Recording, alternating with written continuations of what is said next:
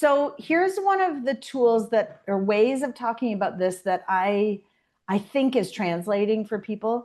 Looking at the three circle model, I one of the things I say to people is think of those circles as three tables, three round tables. One is the kitchen table, one is the conference room table, and one is the board table. And so kitchen table, even though especially first to second generation family businesses, that kitchen table ends up being all three. That's that's where you have the board meetings, that's where you have the staff meetings. In a lot of situations it's mom and dad talking about cash flow while the kids are sitting there trying to eat their peas. So that is one, just a metaphor. If this is a family thing, it needs to happen with all the family there. If it's a business thing, meaning day-to-day running of the business, yes, conference room table between 9 to 5 or 8 and 8 or whatever the business hours are. And then ownership. And that's where I'm going to make up a number like I did about the book I'm reading. I'm going to say close to 80% of business owners don't know the difference between a business circle conversation and an ownership conversation. And that number might be low. Most business owners I know, ownership in business is just one big blob that gets talked about in one big blob of a conversation.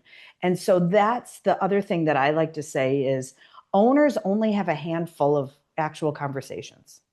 One of them is, what do we want from the business? That's an ownership conversation.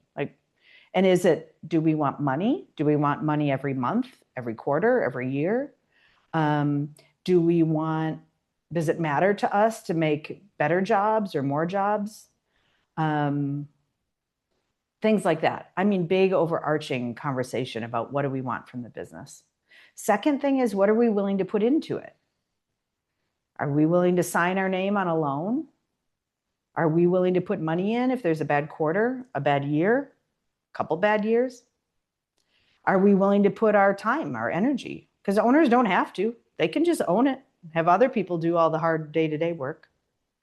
Third thing owners have to talk about is, do we own it? Why do we own it? Should we sell it? What I see over and over in second, third, fourth, fifth generations is they don't even consider that question.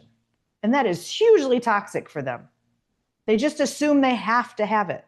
It's like somebody adopted a child without their consent and now they have to raise it. That's not true, but they forget about that. So should we own it? And then the fourth really important question is, do we have the right person running it? That's pretty much the only, no. And is succession happening is in that question around, do we own it? Are we selling it to the next generation? Are we gifting it to the next generation?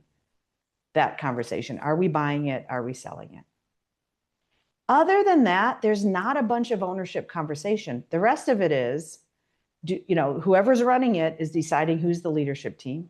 Whoever's running it is deciding pricing. Whoever's running it is deciding policies, et cetera. So that can be helpful, I hope. So that water cooler talk, I hope that is helpful, the metaphor of the tables, and then actually clarifying what's an ownership thing, what's a in the business thing.